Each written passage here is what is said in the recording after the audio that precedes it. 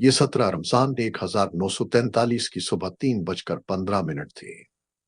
Captain Ahmad बिन सलीम बहिरे रोम के साहिल को देखती हुई पत्थर और कंकरीट की एक निगरानी चौकी में अकेला खड़ा था। नीचे समंदर स्याह और गैर फितरी हद तक पुरस्कून था, जैसे सांस रोककर किसी चीज का इंतजार कर रहा हो। वो एक मखलूत मुस्लिम रेजिमेंट की कमान संभाले हुए था, जिसे एक तन साहली रास्ते के दिफा की जिम्मेदारी दी गई थी। अगर दुश्मन यहां से गुजर जाता तो पूरा जनूबी महाज टूट जाता। महीनों से अहमद इसी उफक को देख रहा था। कभी कुछ नहीं आया, लेकिन आज रात उसका सीना घट रहा था। कुछ ठीक नहीं था। 03:00 बजे फील्ड फोन बजा। अहमद, कुछ गैर मामूली नजर आ रहा है। उसने दौरबीन उठाकर स्याह पानी को देखा। नहीं सर, समंदर पुरस्कून है। होशियार रहो। इंटेलिजेंस के मुताबिक आज रात कुछ गैर मामूली सरगर्मी हो सकती है। लाइन कट गई। अहमद ने रिसीवर नीचे रखा और सरगोशी की। अल्लाह सबसे बेहतर मुहाफिज है। उसके सिपाही अपनी पोजीशनों पर मौजूद थे। तोपखाने के अमले अपनी बंदूकों के पास इंतजार कर रहे थे। साहिल पर बारूदी सुरंगें बिछा दी गई थी। रुकावटें लगा दी गई थी। हर रास्ता महफूज कर दिया गया था। फिर भी इंतजार उसके आसाब को चाट रहा था। फिर इसे वो आवाज सुनाई दी।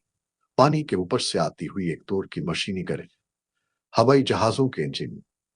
पहले मध्यम, फिर वासे, दर्जनों, फिर सैकड़ों। अहमद दौड़कर निगरानी की दर्ज तक पहुंचा। शिमाली आसमान बारीक रोशनी की लकीरों से भर गया। फिर हल्के रंग के साए आहिस्ता आहिस्ता नीचे उतरते नजर आए। पैराशूट, सैकड़ों, फिर हजारों। पलरम, तमाम दस्ते अपनी पोजीशन संभाले। आदमी अपनी बंदूकों की तरफ लपके। बूट कंकरीट पर गूंजने लगे। फोन दोबारा बजा।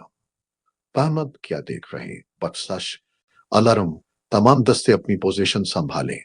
आदमी अपनी बंदूकों की तरफ लपके। बूट कंकरीट पर गूंजने लगे। फोन दोबारा बजा। अहमद, क्या देख रहे हो? फजाई हमला। अंदरूनी मुल्क बड़े पैमाने पर पैराशूट लैंडिंग हो रही है। चंद लम्हों की खामोशी। मनफी, अपनी सेक्टर संभालो। साहिल तुम्हारी जिम्मेदारी है। अहमद ने दांत खींच लिए।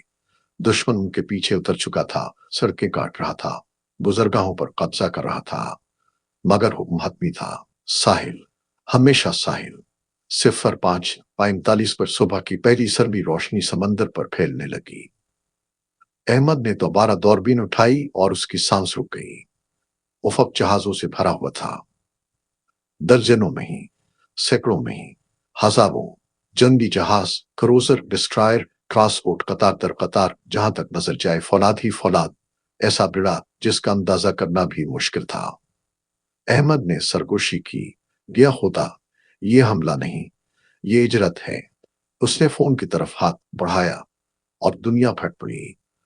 दुश्मन के बहरी तोपखाने की पहली गोलाबारी आसमान को चीरती हुई आई। आवाज धमाके से पहले पहुंची। गोले इसके इर्द गिर्द चट्टानों पर खटे। जमीन लर्ज उठी। बनकर में कंकरीट की गर्द भर गई। दीवारें हिलने लगे। जवाबी फायर, तमाम बैटरियां जवाबी फायर। उसकी तोपें गरज उठे। भारी गोले तोड़ मौजूद बेड़े की तरफ दौड़े। एक लैंडिंग क्राफ्ट बराह रास्त निशाना बनकर आग के गोले में बदल गया। लेकिन अहमद के हर एक गोले के बदले 50 आ रहे थे। पोजीशनें मिट्टी, फौलाद और टूटे हुए कंकरीट के फवारों में गायब हो रही थी। एक तोप फौरी तौर पर बहरी गोले से खामोश हो गई। 06:30 पर लैंडिंग क्राफ्ट नजर आने लगे। लहर दर लहर सीधे साहिल की तरफ, इसके सेक्टर की तरफ। लैंडिंग क्राफ्ट को निशाना बनाओ। फायर खोल दो।